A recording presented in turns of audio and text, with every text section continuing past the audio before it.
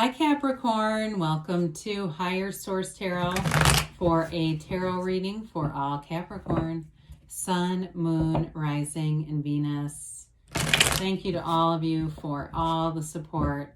I send you love and appreciation every single day. I mean, I absolutely love doing this, and I can't do it without you, so I can't tell you how much it means to me. And if you are new here, welcome. I post new readings every Monday, then again on Friday. So if a reading doesn't resonate, just come back in a couple of days. Don't ever try to make it make sense. It's always someone's reading, not always everybody's. Fridays are a general reading. Mondays are a different style every week. So if you like tarot and you like the channel, I'd love to invite you to subscribe to Higher Source Tarot. All right, what advice do you have for Capricorn?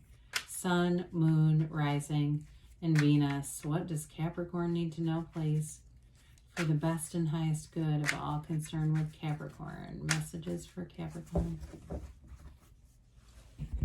All right, so we'll start here with the tarot, and then we'll have the angel answers. You've got the God that just came out for Sagittarius. So Wheel of Fortune, the Seven of Pentacles, the Chariot, the Six of Pentacles, the Star, the Seven of Swords, the Ace of Swords, and the Page of Cups. Wow, you've got a beautiful reading. You have different cards in them too. You've got Cancer and Aquarius here. We've got all the fixed signs. We've got air, earth, and water here.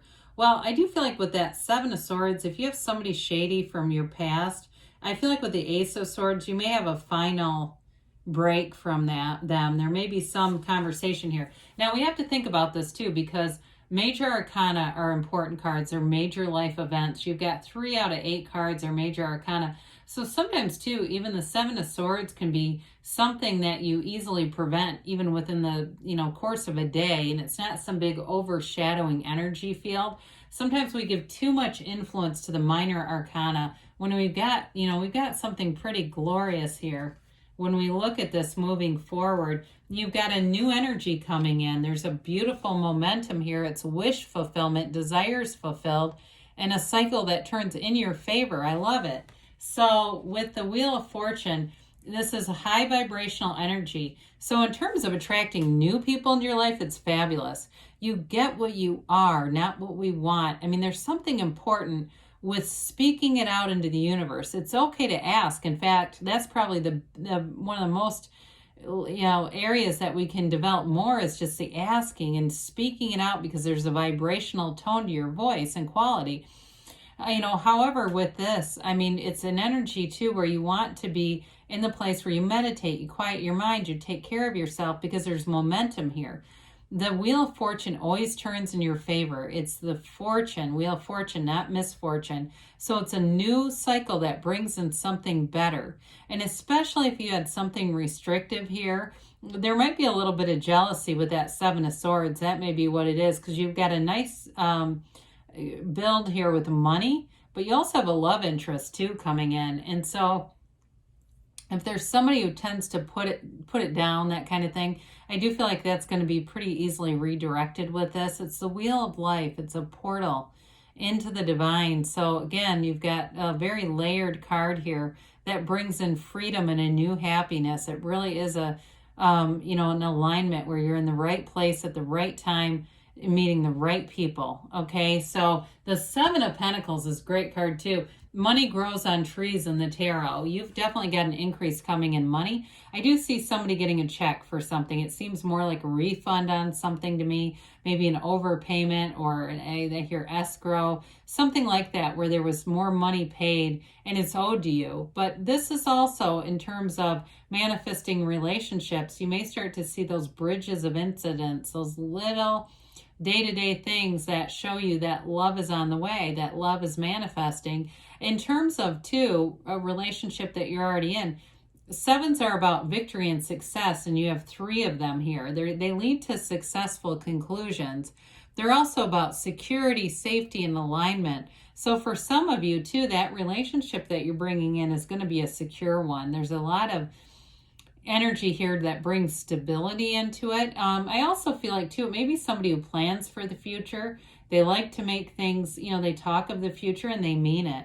It's not just those commentaries and the person never takes any action. This person has a great deal of integrity.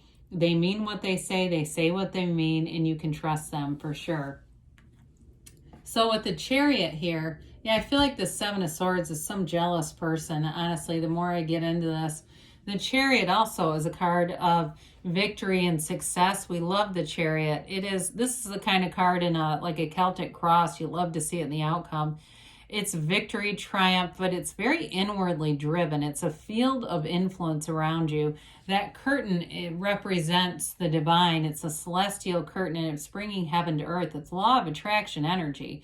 So again, we want to be intentional about our feelings, because when we start to put strong feelings with thoughts, that's what we manifest.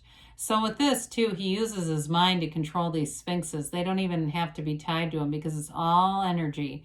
So I do feel like somebody here too, you've got cards of travel here a few different times. So if you've got a great relationship and you're taking a trip, I see the Magician, even though he's not here, in terms of, he always teaches us to keep our good ideas to ourselves. Just be aware of who you're talking to, because I just don't want you to pick up limiting beliefs from somebody who's small. Their life is not expanding, and that's the people who don't cheer you on. You got plenty of people here who will be happy to see this life expansion in this energy field that really takes you to the next level. That's what it's all about. I do feel like, though, too, with this, it is a card of protection. So you may kind of sniff those individuals out and trust yourself on that. When you feel like somebody's going to not, they're going to go negative on you and give you one of those negative baths we don't need. I feel like you'll use your judgment on that one. The tarot is your best friend that tells you the truth. And that's why I almost kind of like that Seven of Swords, because for somebody, you're going to be able to see that, navigate it, and not open up the door to it. Well, the Six of Pentacles, again, this is an energy of money coming down. It's reciprocity. It's balance, too. You've got the Libra scales here as well. And so in a job, it's like you're being compensated fairly. You do what you need to do. And they see that. They see your effort. They see your commitment. It's also, too, though, I do feel like in a relationship, a very balanced relationship, like I said, there's something about this being protected in a way. And it also might, honestly, help out financially.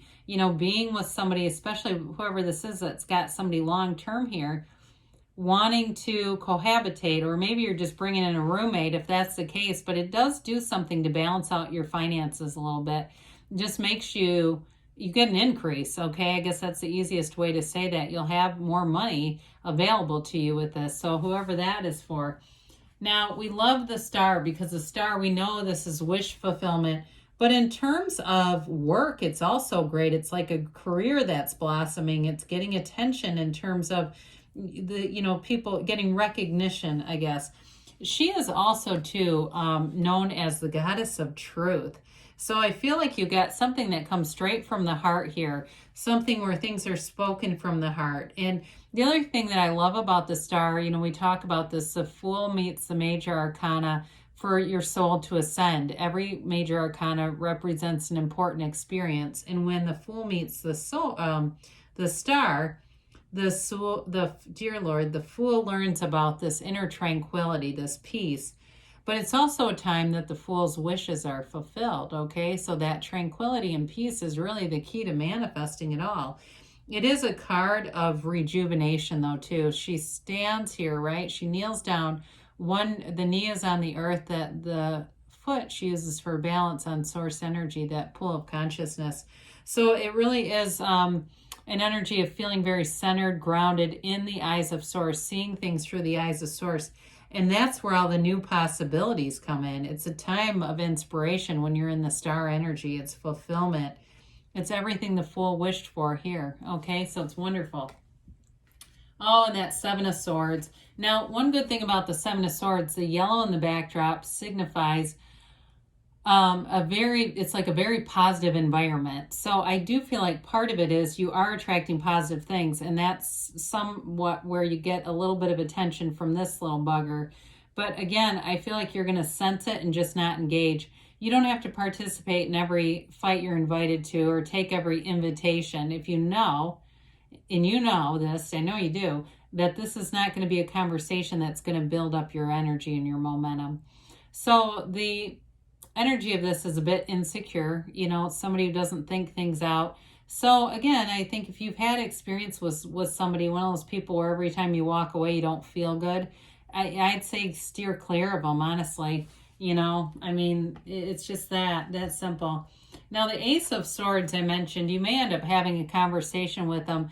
And I do think if you do, you put kind of a final edict in place, like, I'm just not doing this again with you.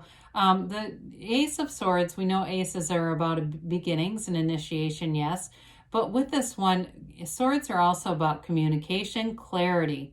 And so you know exactly what to do here. However, I want to say too, in a relationship or a job, you've got a great facility for getting the point across. You've got the Yodes of the Tarot coming down as the sword cuts through the crown, and the crown represents the ego. So I do feel like you have something here. You come across in a very genuine, authentic way. Your communication comes across that way, and it's going to be very well received. I keep getting that. It comes from the heart. And even if you're saying, well, it's really more of a mental thing, it's the goodness, the depth of who you really are that's coming through in this, and that's what people feel. So they, you know, we always, Maya Angelou said, right, it's not what you said or did, it's how people, the way people felt around you, or how you made people feel. So with the Page of Cups here, pages are optimism. They're messengers. So for some of you, like I said, you're going to have a new cycle here that involves a relationship. The Page of Cups is a fun, spunky, spontaneous energy. It's being fun in a relationship because you have a lot of cards of protection. You want this because then it makes it fun. It's not just all this protective, kind of like we're going to build a fence around the relationship and not let anyone in ever. This gets you out. It gets a kind of a flirty, fun energy into it. And it also, too, may be, Capricorn, that even if you're busy at work, you're still going to have opportunities for social things, social upliftment, and that, you know, connection with people. That's important. All right, so let's see here. What else does Capricorn need to know, please? Messages for Capricorn. Oh boy, I'm going to take the cards that we have. I'm going to take the top one since I threw the rest.